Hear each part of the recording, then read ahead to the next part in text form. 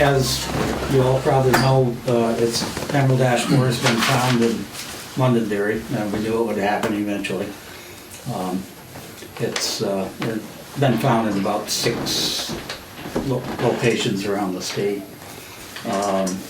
So when it's been found, there's a 5-mile circle established, and then a 10-mile circle established, and there's different rules that apply to moving wood out of those circles.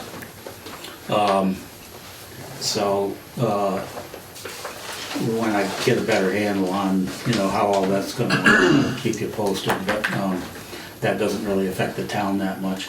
What does affect the town is that we now know we're that much closer to probably taking down a lot of trees.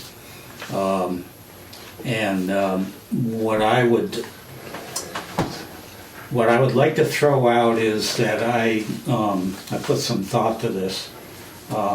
If I can get Josh up and running with a mapping program on his phone or on a tablet, and start locating ash trees and prioritizing them, and also identifying which ones he wouldn't be able to take down that would need a tree company for, because that's where the real expense is going to be. And the longer we wait, the more expensive it'll be, because the tree companies are going to get all tied up, and they're going to, even if we can get them, they're going to be a lot of money. Yeah. So we could use a chipper, huh? Yeah, chipper would be a good idea. And also getting rid of the ash wood, I guess it doesn't really affect it too much as far as whether we cut a tree down, now that we're within a 5-mile circle, whether we cut a tree down now or 5 years from now. But once they start dying, they're harder to handle and so forth. So that would be what I would propose at this point. Probably, budgeting's coming up. I really seriously think you need to think about budgeting some money for tree removal, because it's gonna start to add up. You might have noticed that there's a surcharge on Green Mountain Power's bills. Mm-hmm. Emerald ash borer surcharge. They're looking at millions and millions of dollars, and we don't know how much they're going to handle within the utility right-of-ways at this point. Right. Who's going to get stuck with it. So at this point, I think if it's within a utility right-of-way, we won't count it as something the town's responsible for. But that may become more clear as we go on. Do you have a number in mind for budgeting? Well, I threw out some numbers in the past, but I think probably, I'll put some thinking to that. But as we get trees counted and catalog what needs to be cut, that'll become more clear. But when you're talking, when you're talking trees that a tree company has to do, you're talking $1,000 a tree or whatever. Yeah. Is GNP doing them proactively, or are they just waiting for trees to become an immediate threat or fall themselves? Well, but some towns are starting to take down trees now. Some started 2 or 3 years ago. Right. The longer you wait, the harder it's going to be. I'm thinking about GNP. Are they? Oh, Green Mountain Power. They haven't started anything yet, but they're going to hopefully get going pretty soon. But again, are they going If we're to? paying for it. They're going to. I mean, they're going to tie up tree companies. But they're going to do it proactively, or just wait? They tend to just wait for things I don't to fall. know. Yeah. I don't know. I think they know that to wait until things fall is. I mean, the power will be out. Every other day. But I had a couple of thoughts about that too.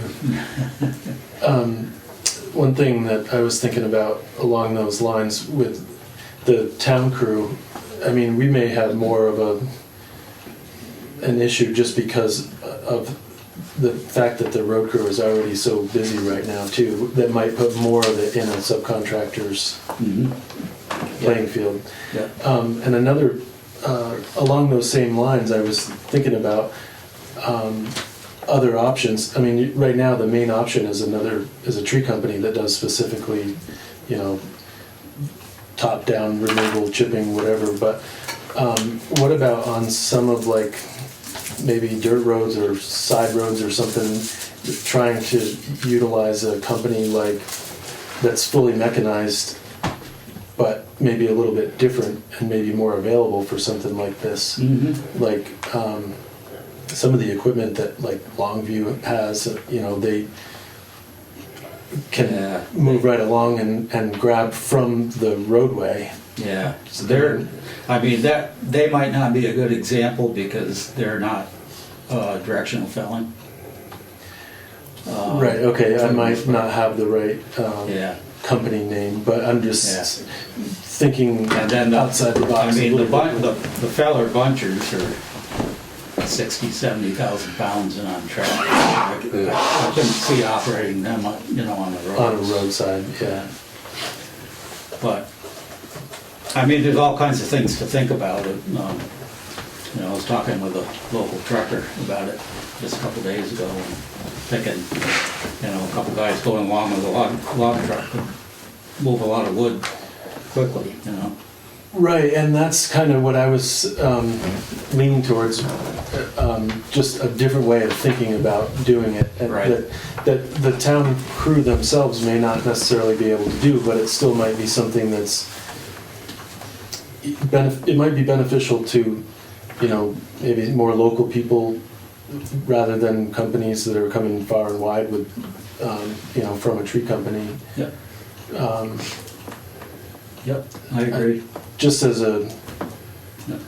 I don't know what the answer is, but maybe a different way of thinking about it, Yeah. employing some different types of equipment. I just wondering, also, I think you had mentioned that once they're infected, it takes, what, 5 years or so for them to Yeah. really die. Is there any value in taking them down now? From a value standpoint, will make some money doing it? Most roadside trees won't have high value. Okay. You know, There most may of them. not be any value because we're in the circle now too, right? Yeah, I mean, it depends on, you know, what, you know, there's certain times a year we can still send logs to like True Temper and different markets. I think mostly when it's out of the flight season, which is May to October. But I gotta brush up on that. I should know it better than I do,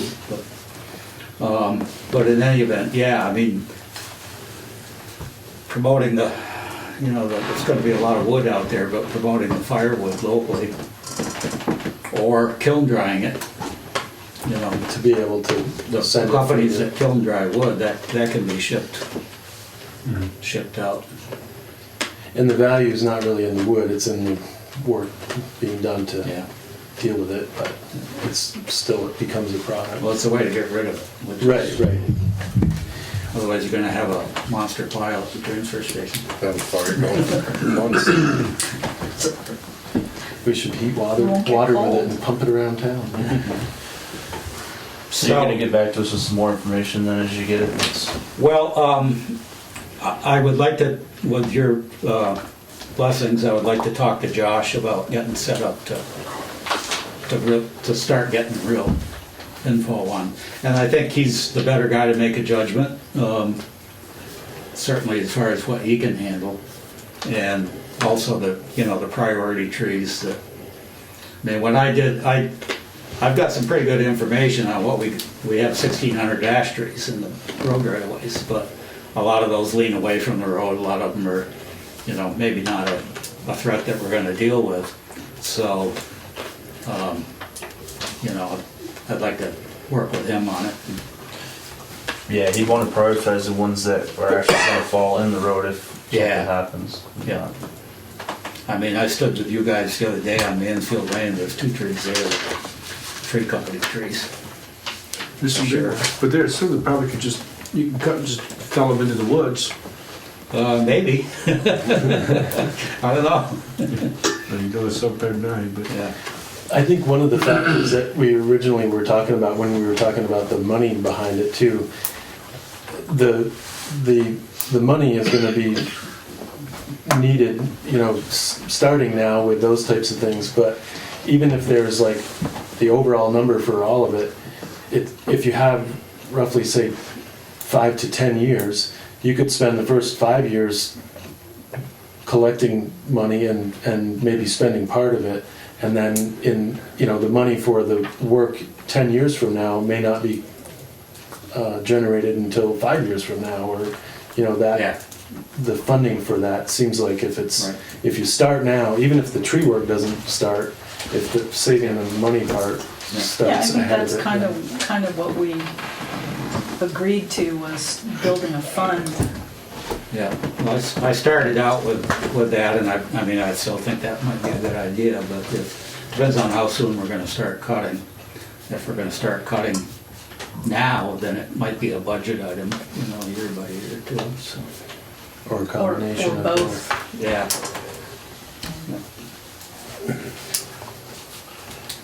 Okay, so you're gonna talk to Josh then? Yep. Okay. All right, thank you.